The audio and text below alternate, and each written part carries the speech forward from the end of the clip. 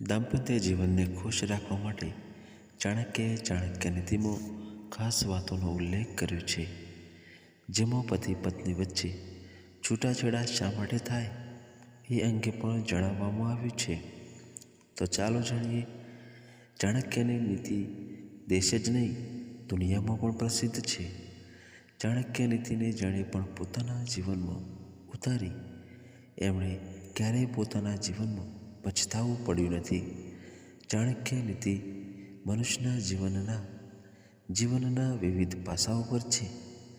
આચાર્ય ચાણક્યએ વૈવાહિક જીવનને લઈને પણ પોતાના વિચારો રજૂ કર્યા છે. ચાણક્ય નીતિ શાસ્ત્રોમાં જણાવ્યું છે કે એ કયા કારણો છે જેના કારણે પતિ પત્ની વચ્ચે છૂટાછેડાની સ્થિતિ ઉત્પન્ન થાય છે. તલાકને લઈને શું છે? ચાણક્ય અનુસાર જ્યાં પતિ પત્ની એકબીજાને દગો આપે છે, પતિ અથવા પત્નીમાંથી કોઈ પણ બહારી સંપર્ક નેગેટિવ સેન્સમાં બનાવે છે, તો એવામાં દાંપત્ય જીવનમાં એકબીજા સાથે સંવાદ થઈ શકતો નથી. એવી સ્થિતિમાં તલાકની સ્થિતિ ઉત્પન્ન થાય છે.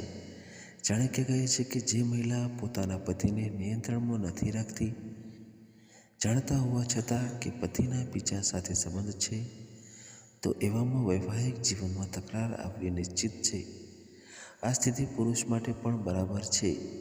ચાણક્ય નીતિ અનુસાર જે સ્ત્રી ભૌતિક સુખ સુવિધાઓ અને સંસાધનો પ્રત્યે વધુ પડતી આસક્તિ લગાવે છે, જે પરિવારની જવાબદારીઓને સારી રીતે નિભાવતી નથી, જે પરિવારમાં વડીલો અને બાળકોની લાગણીઓનું ધ્યાન રાખતી નથી, તેનું લગ્ન જીવન દુઃખોથી ભરેલું રહે છે. આવી પરિસ્થિતિ છૂટાછેડા તરફ દોરી શકે છે. લગ્નને લઈને ચાણક્યની સલાહ એ છે કે દરેક પુરુષ ઈચ્છે છે કે એક સુંદર પત્ની હોય. જો કે લગ્નને લઈને ચાણક્યની સલાહ છે કે પુરુષ એવી છોકરીઓ સાથે લગ્ન ન કરવા જોઈએ જેનું કુળ સારું ન હોય. આવી સ્થિતિમાં દરેક અપરિણિત પુરુષે લગ્ન પહેલાં ચાણક્યની આ સલાહને ધ્યાનમાં લેવી જોઈએ. વિડીયો સારો લાગ્યો હોય તો ચેનલને સબસ્ક્રાઈબ જરૂરથી કરજો. ધન્યવાદ.